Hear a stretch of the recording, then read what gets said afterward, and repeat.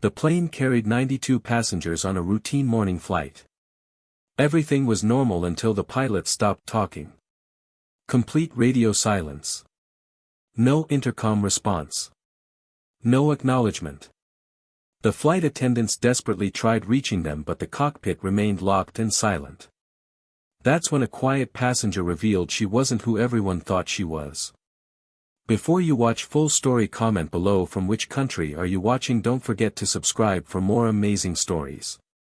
The Boeing 777 cut through the morning sky at 37,000 feet, its twin engines producing the steady roar that passengers barely noticed after the first few minutes of flight.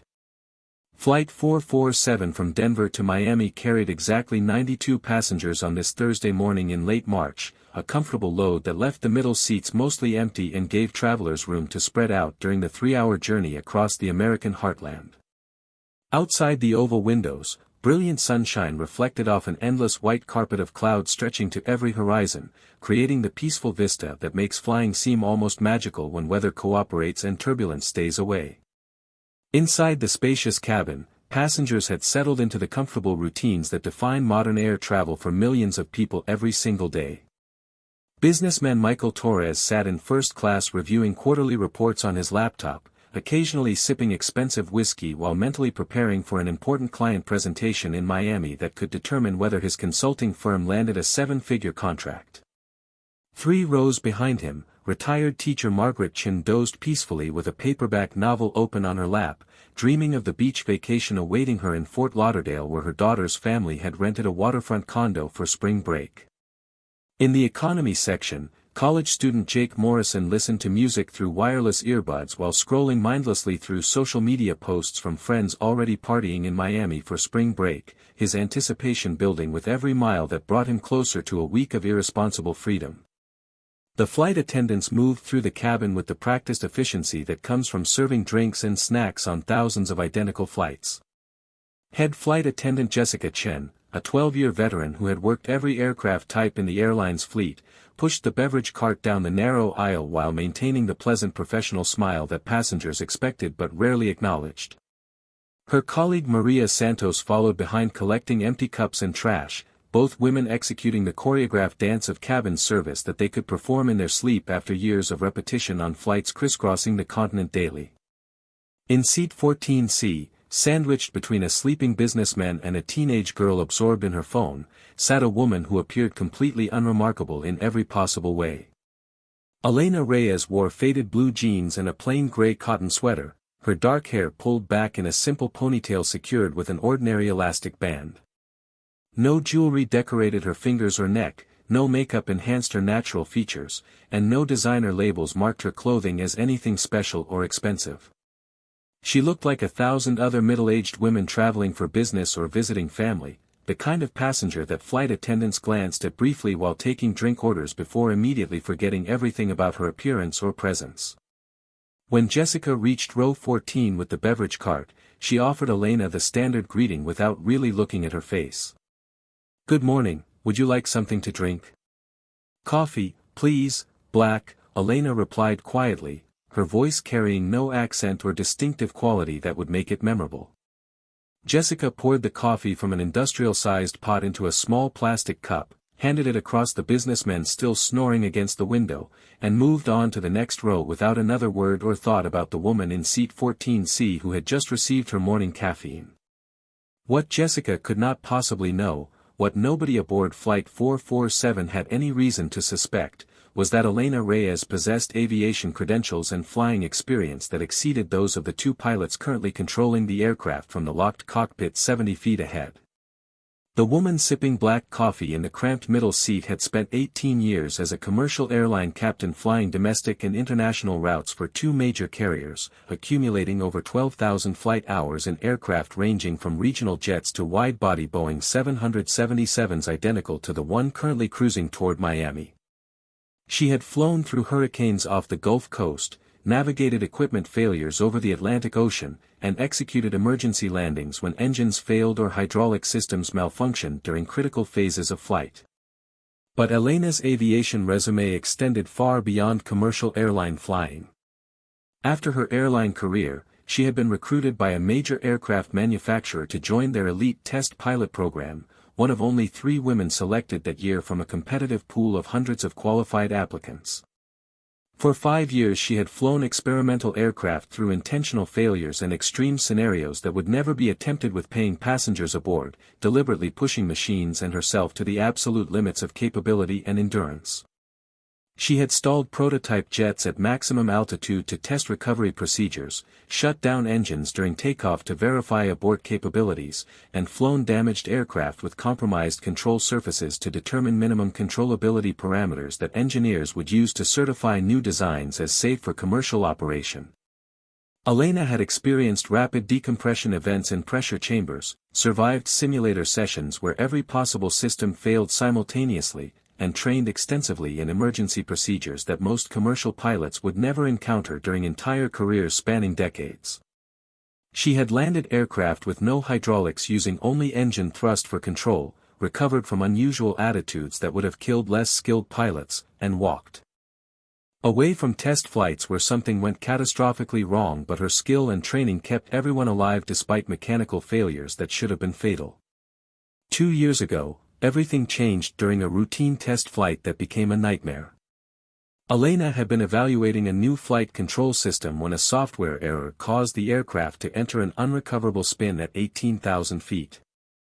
She managed to eject safely, but 2 colleagues in the back seat died when their ejection seats malfunctioned, leaving Elena as the sole survivor of an accident that destroyed a $50 million prototype and haunted her every night with memories of friends screaming over the intercom during the final seconds before impact. The investigation cleared her of any fault, praising her quick decision to eject when recovery became impossible, but Elena could not forgive herself for surviving when her colleagues did not. She quit flying immediately, sold her personal aircraft, donated her flight gear to aviation schools, and built a new career as a software consultant specializing in database architecture for healthcare systems. She moved to a small apartment in Denver, deliberately choosing a location far from any airport where the constant sound of aircraft overhead would not remind her daily of the career she had abandoned. She avoided aviation news, unfollowed pilot friends on social media, and constructed a careful life completely separate from the cockpits where she had spent most of her adult existence.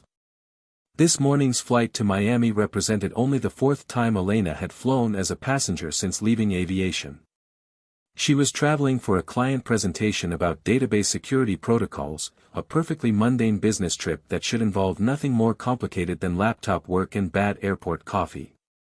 When she booked the ticket, she deliberately chose a middle seat in economy class despite having enough status from her airline career to upgrade to first class, preferring the anonymity and discomfort that discouraged conversation with seatmates who might ask about her profession or background. Elena sipped her coffee slowly, staring out the window past the sleeping businessman at the endless blue sky that had once felt like home but now seemed like a beautiful prison holding memories she desperately wanted to forget. She felt the subtle movements of the aircraft responding to autopilot corrections, noticed the slight turbulence pattern suggesting wind shear in the jet stream, and registered the professional efficiency of the flight attendants managing cabin service. Despite 2 years away from cockpits, her pilot awareness remained sharp and automatic, constantly processing details that other passengers never noticed or considered. In the locked cockpit 70 feet ahead of where Elena sat sipping coffee, Captain James Morrison occupied the left seat reviewing weather reports for their arrival in Miami. At 53 years old with 28 years of airline experience, Morrison was the kind of steady professional pilot that airlines valued for consistent performance and unflappable demeanor during challenging situations. He had over 19,000 flight hours spanning 4 decades of flying everything from small trainers to massive international wide-bodies, and his personnel file contained nothing but positive evaluations and commendations from Czech pilots who regularly assessed his skills and decision-making. Sitting in the right seat, First Officer David Peterson handled routine radio communications with air traffic control while monitoring aircraft systems on the flight management computer. At 36 years old, Peterson had 11 years with the airline and 6,000 flight hours, still young enough to feel excitement about flying but experienced enough to handle most situations with confident competence. Both men executed their duties with the professional precision that keeps commercial aviation remarkably safe, their confidence built on thousands of hours and millions of miles flown without serious incident or accident. The cockpit environment was comfortable and modern, with advanced avionics displays presenting every critical parameter in easy-to-read formats that reduced pilot workload during normal operations. The autopilot maintained perfect altitude and heading, the engines hummed with healthy reliability, and weather radar showed only scattered fair weather clouds ahead with no convective activity requiring deviation or caution. Everything about Flight 447 was proceeding exactly as planned, a routine morning flight that would deliver 92 passengers safely to Miami without drama or difficulty. At 10:47 in the morning, exactly 2 hours and 14 minutes after departing Denver, Air Traffic Control in Jacksonville Center transmitted a routine position report request. The controller, a 20-year veteran named Patricia Williams, expected an immediate acknowledgement confirming the aircraft's altitude and heading, a simple radio call that pilots make dozens of times during every flight without conscious thought or effort. Delta 447 Heavy, Jacksonville Center, position report please, confirm altitude and heading. Silence answered. Not static, not garbled transmission, but complete radio silence suggesting the aircraft was no longer monitoring the assigned frequency or responding to calls. Patricia frowned slightly at her radar screen, watching Flight 447's transponder paint a steady return showing the Boeing 777 maintaining course and altitude with no indication of any problem or emergency. She assumed perhaps the pilots had momentarily switched to another frequency or were distracted by some minor issue requiring their immediate attention. She waited 30 seconds and tried again, adding slight emphasis to her voice. Delta 447 Heavy, Jacksonville Center, radio check, how do you read? Again, only silence. Patricia felt the first flutter of concern, the subtle unease that comes when routine procedures suddenly break pattern without explanation. In 20 years of air traffic control, she had handled thousands of aircraft and communicated with tens of thousands of pilots, developing an instinct for when something was genuinely wrong versus when technical issues or human error caused temporary communication lapses. This silence felt wrong, dangerous, completely contrary to the constant chatter that normally filled her headset during busy morning traffic flows. She tried a third time, her professionalism masking growing alarm. Delta 447 Heavy, Jacksonville Center, if you read this transmission, squawk ident and acknowledge. On her radar screen, Flight 447 continued painting its steady return, the aircraft apparently functioning normally with no deviation from assigned altitude or heading.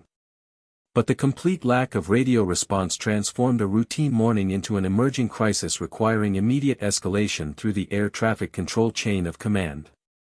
Patricia reached for the emergency coordination line, preparing to notify her supervisor and initiate procedures for aircraft communication failure while dozens of possible scenarios raced through her mind, each more alarming than the last. Inside the cabin of Flight 447, 92 passengers remained completely unaware that anything unusual was developing.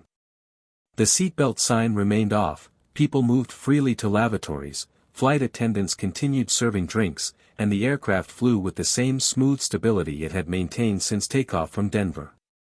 Some passengers dozed peacefully, others worked on laptops, and a few chatted quietly with seatmates about destinations and vacation plans that awaited them in South Florida's perpetual sunshine.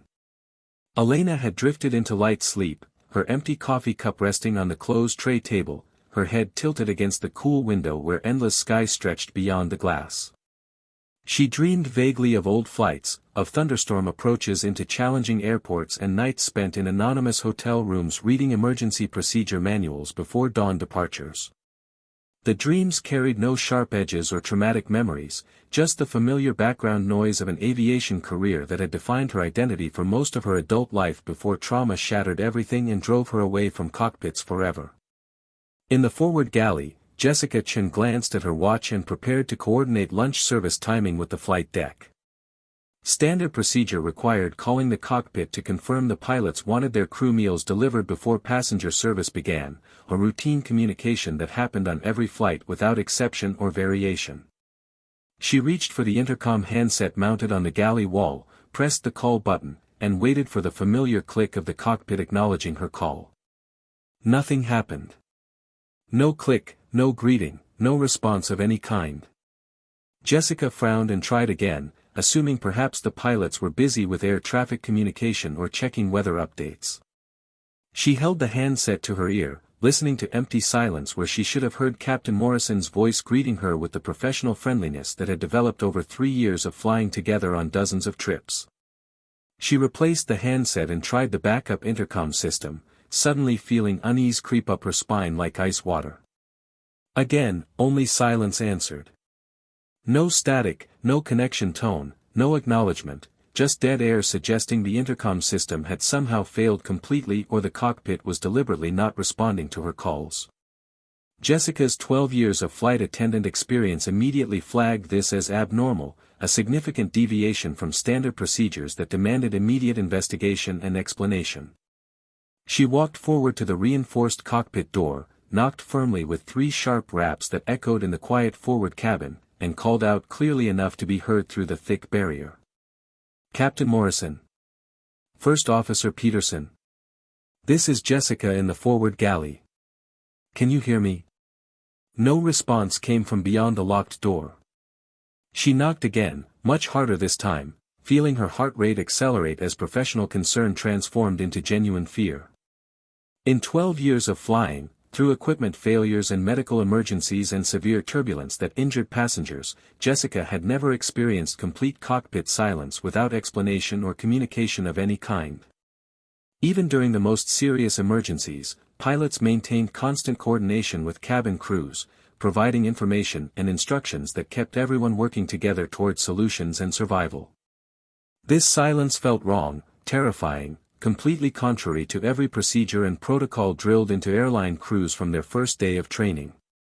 Something catastrophic had happened beyond that reinforced door, something that prevented 2 experienced professional pilots from responding to calls, acknowledging knocks, or maintaining the constant communication that defined proper flight deck procedures. Jessica returned to the galley and picked up the intercom handset again, this time addressing her growing fears directly and explicitly. Captain Morrison, First Officer Peterson, this is Jessica Chen in the forward galley.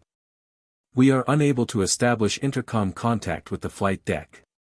We have knocked on the door repeatedly without response. Please acknowledge this message immediately via any available communication method if you are receiving this transmission. Silence answered her urgent plea. Absolute, complete, terrifying silence from the locked cockpit where 2 experienced pilots should have been actively flying the aircraft and maintaining constant awareness of everything happening aboard their flight.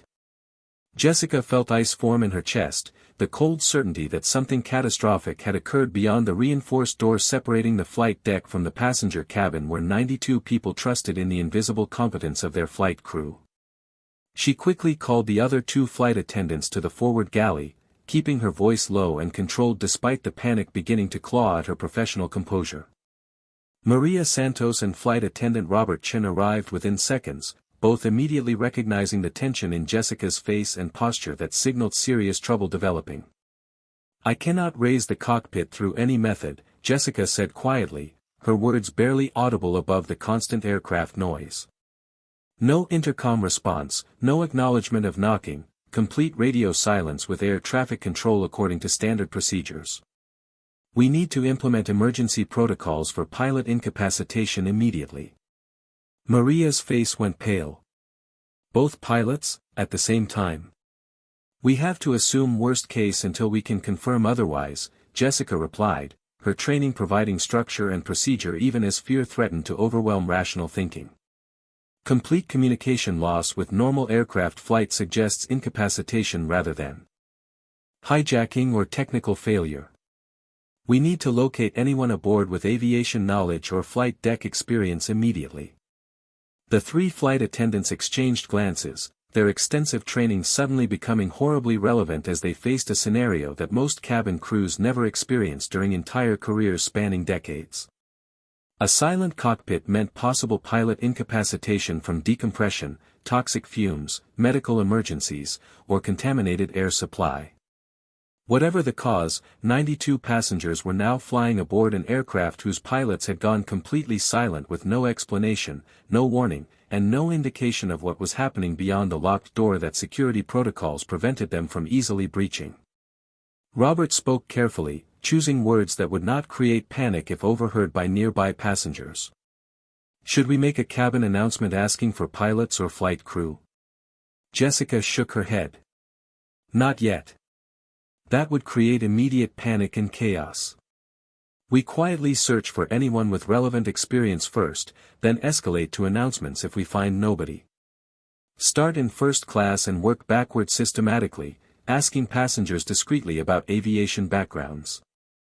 The flight attendants dispersed through the cabin, moving with forced casualness that hid their growing terror as they leaned close to passengers and spoke in quiet voices, asking seemingly innocent questions about professions and backgrounds.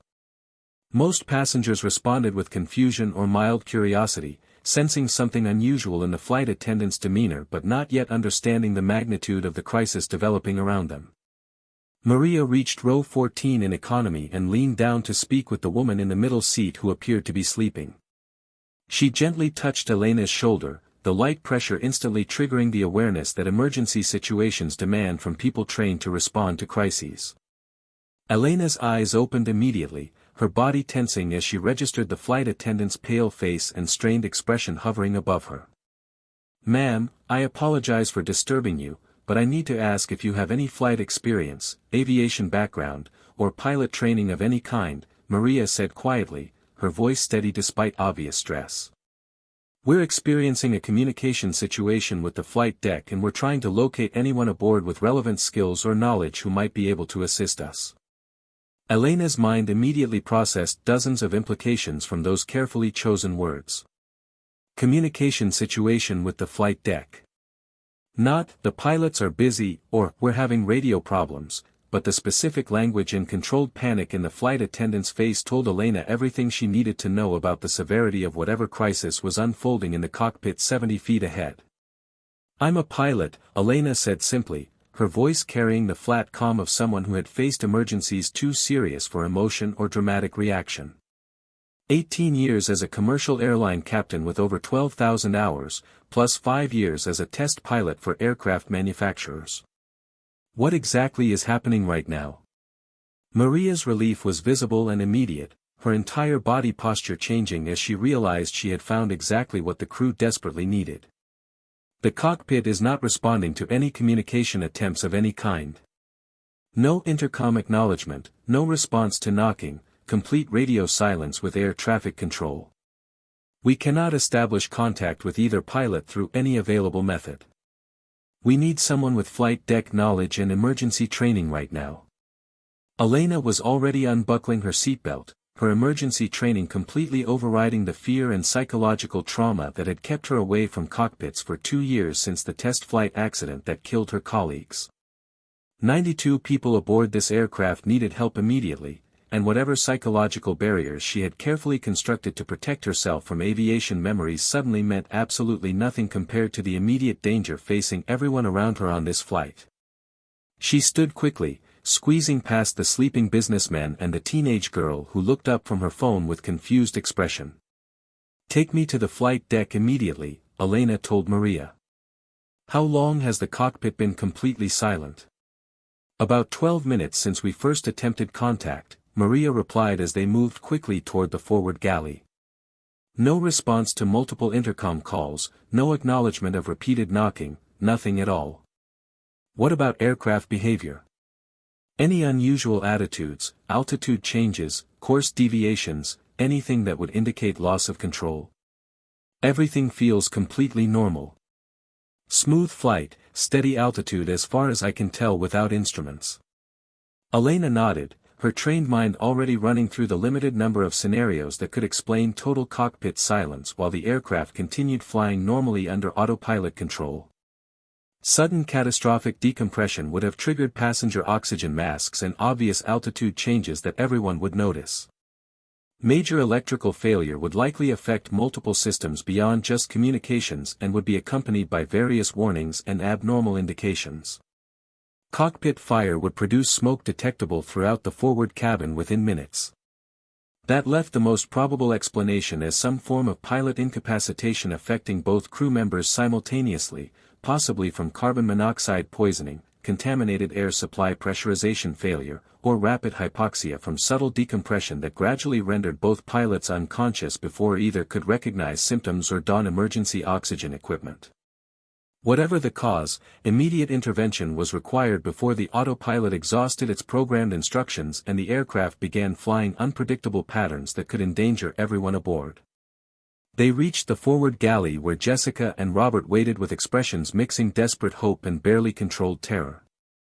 Jessica looked at Elena with searching intensity, trying to assess whether this quiet woman in casual clothes could possibly handle the catastrophic emergency unfolding around them.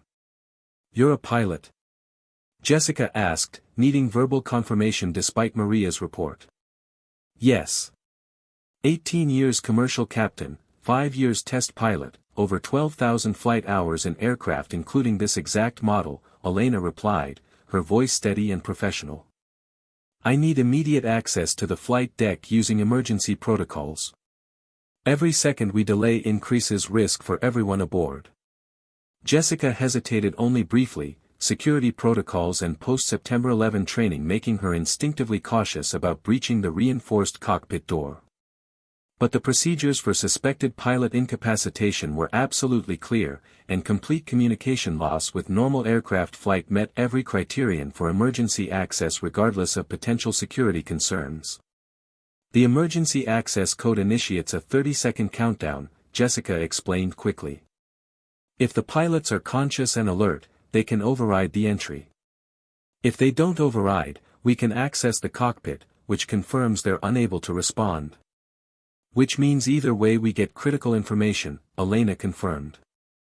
"If they override, we know they're conscious and can demand explanation for the communication failure. If they don't override, we confirm incapacitation and I can take control. Enter the code immediately."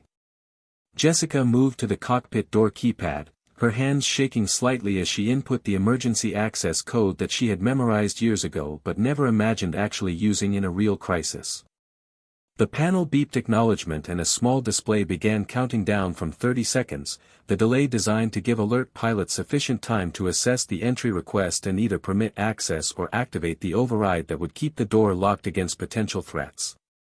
The seconds ticked away with agonizing slowness while Elena stood ready just behind Jessica, her body tense with anticipation and her mind preparing for whatever scene waited beyond the reinforced door. If both pilots were unconscious from hypoxia or contaminated air, she would need to assess their conditions rapidly, determine if they could be revived or needed removal from the seats, take control of the aircraft manually, establish immediate communication with air traffic control, declare an emergency, and begin executing diversion procedures toward the nearest suitable airport while simultaneously managing her own psychological trauma about sitting in a cockpit again. 30 seconds expired. The door lock disengaged with a mechanical click that sounded impossibly loud in the tense silence of the forward galley. No override had occurred, definitively confirming that both pilots were either unable or unwilling to prevent emergency access to the flight deck. Elena reached for the door handle, took one deep breath to center herself and suppress the fear trying to claw its way up from her stomach, and pulled the heavy door open with steady force. The scene inside the cockpit hit her with immediate devastating clarity. Captain Morrison slumped unconscious in the left seat, his head lolled forward against his chest, his hands limp and unresponsive in his lap, his breathing shallow and barely perceptible. First Officer Peterson lay collapsed against the right side window, equally unconscious, his right arm hanging uselessly beside the seat, his face pale and waxy under the harsh cockpit lighting. Both men showed no signs of physical trauma, no blood, no obvious injury, no indication of violence or struggle. The aircraft flew itself on autopilot with mechanical precision, maintaining perfect course and altitude despite the incapacitated human crew, its sophisticated systems functioning normally while the pilots responsible for commanding it lay helpless and unaware.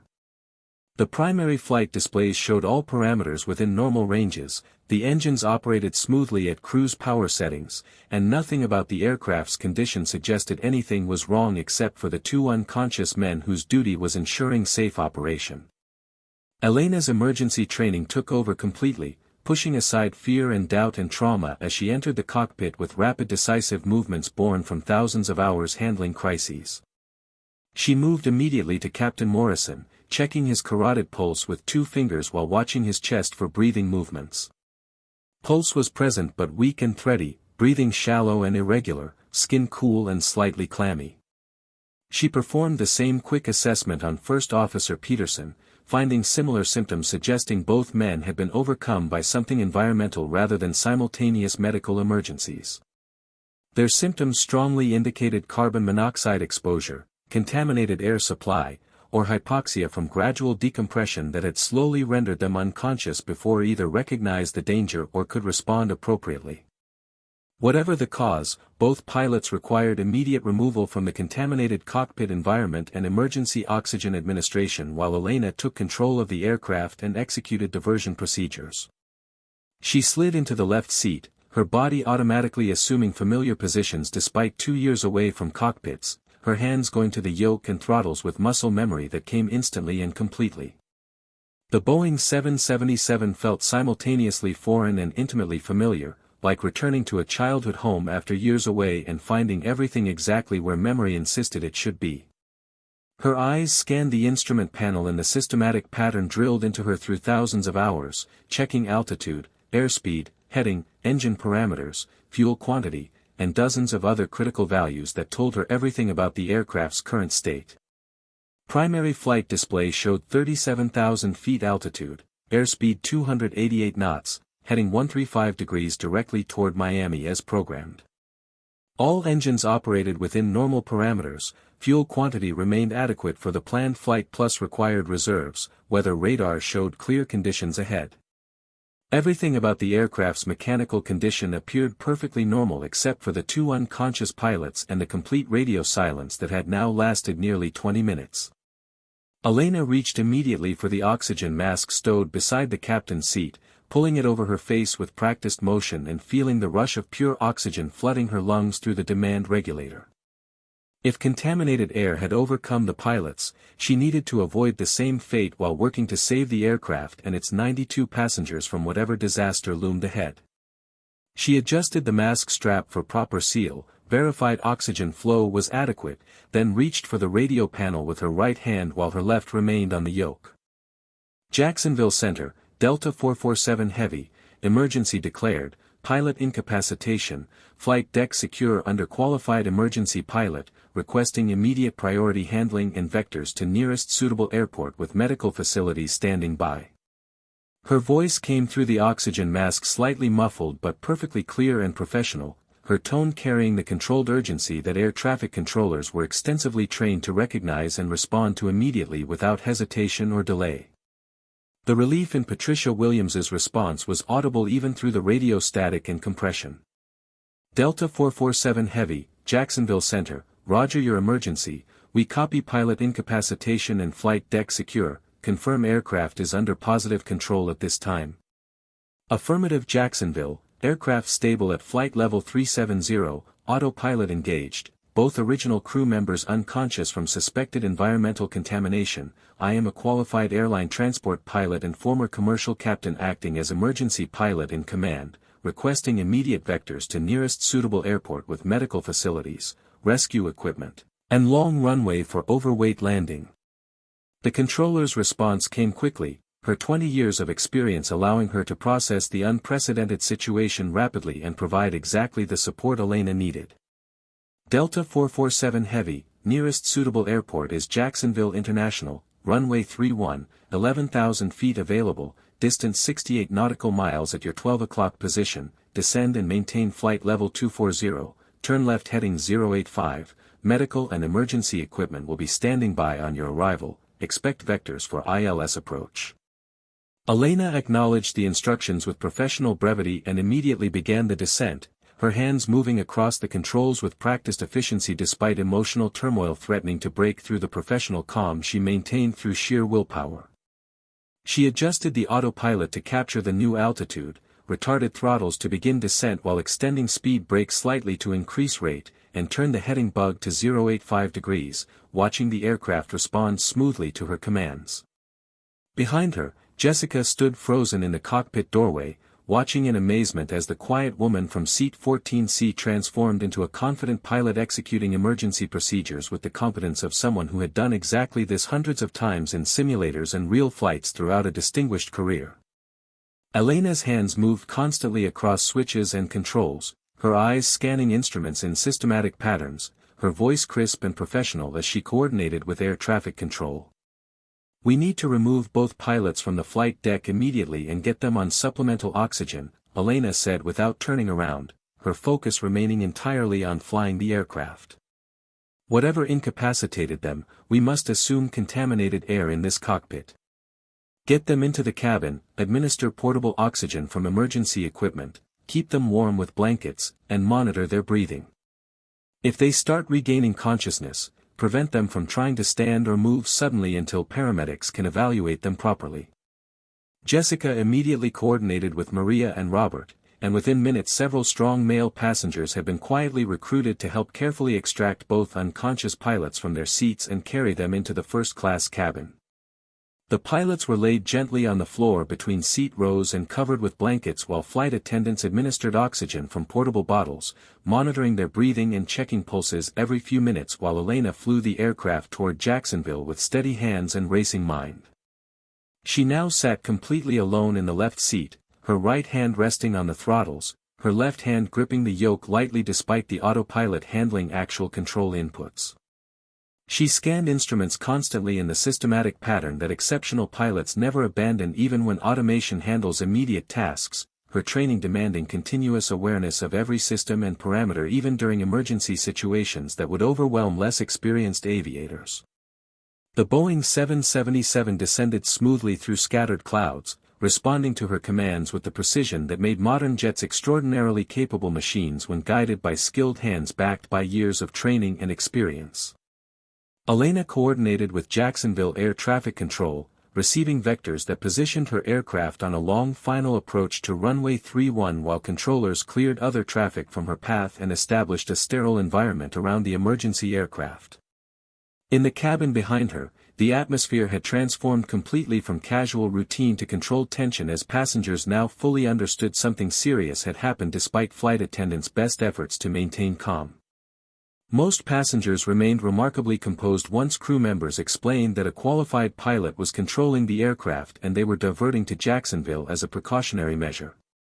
Some passengers cried quietly, others held hands with strangers, a few continued reading magazines with determined normalcy, and the college students heading to Miami sat pale and silent with their earlier excitement completely forgotten.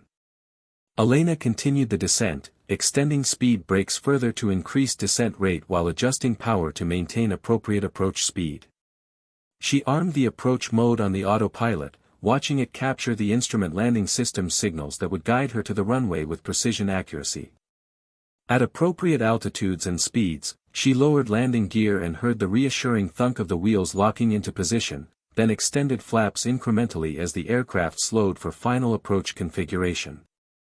The Jacksonville runway appeared ahead through the windscreen, a long black strip bordered by approach lights creating a visual path through hazy morning air.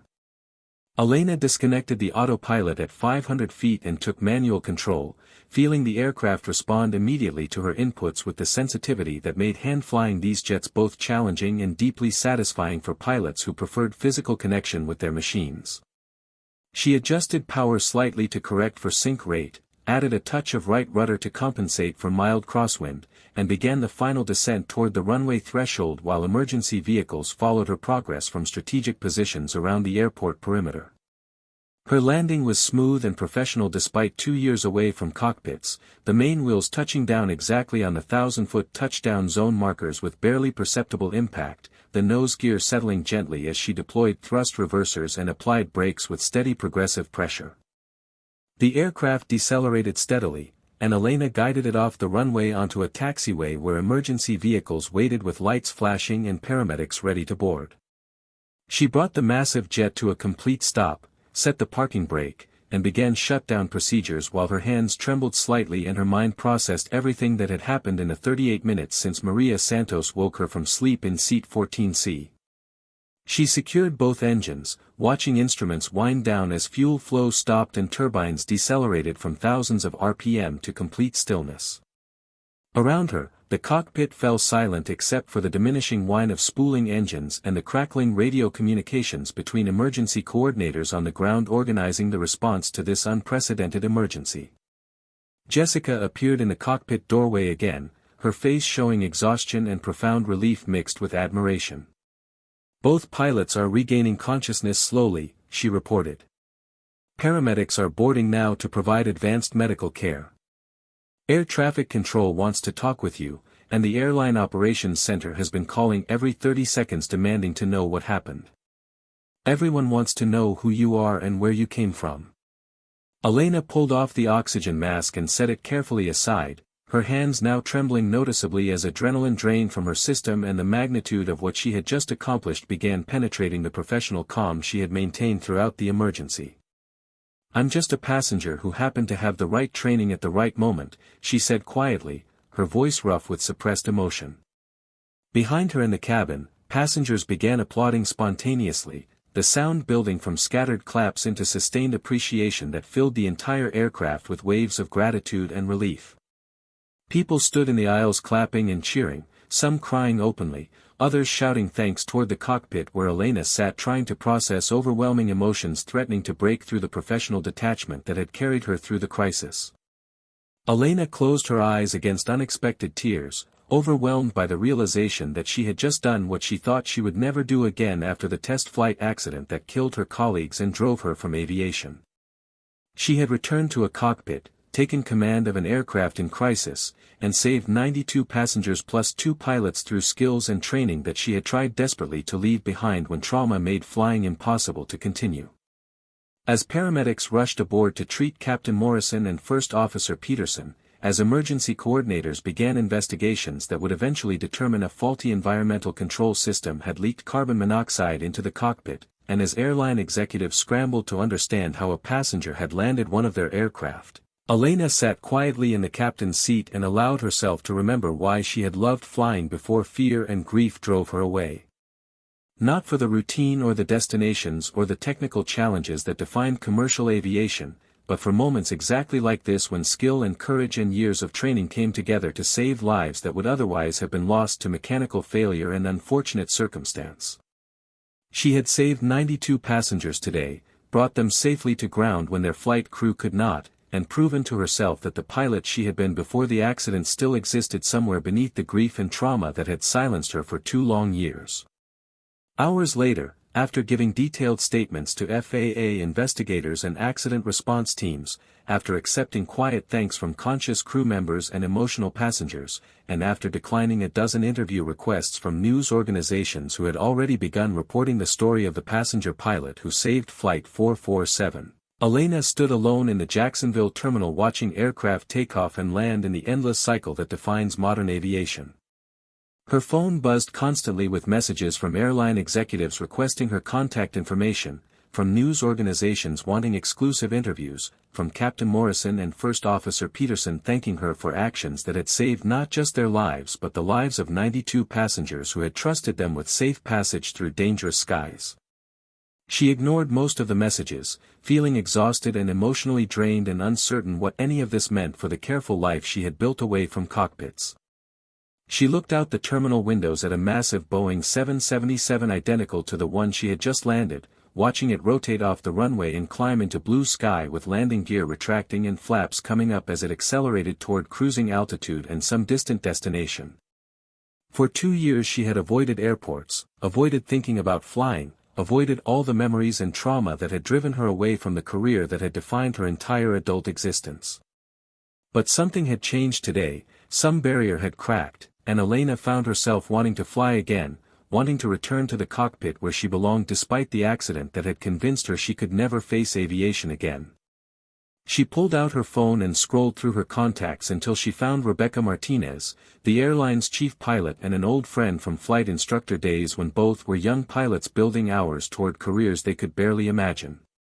She pressed call and waited through 2 rings before Rebecca answered with immediate urgency. "Elena. I've been trying to reach you for 3 hours. I've been following what happened on Flight 447 and I cannot believe you just hand flew a 7-7 to an emergency landing after 2 years out of the cockpit. You saved 92 lives today doing something maybe 5 other people on that aircraft could have accomplished successfully. Rebecca, I need to talk with you about something important, Elena said quietly, watching another jet climb away from Earth outside the terminal windows. I think I'm ready to come back to flying. Not immediately, not tomorrow, but soon. I thought I was done forever after the test flight accident, but today showed me that I never really stopped being a pilot. I just got scared and ran away from the thing I was meant to do with my life. Rebecca's response came quickly, her voice mixing professional assessment with personal warmth. Elena, you were always one of the best pilots I ever flew with, and nothing that happened in that test flight was your fault regardless of what your grief told you. If you're ready to come back, we would be honored to have you flying with us again.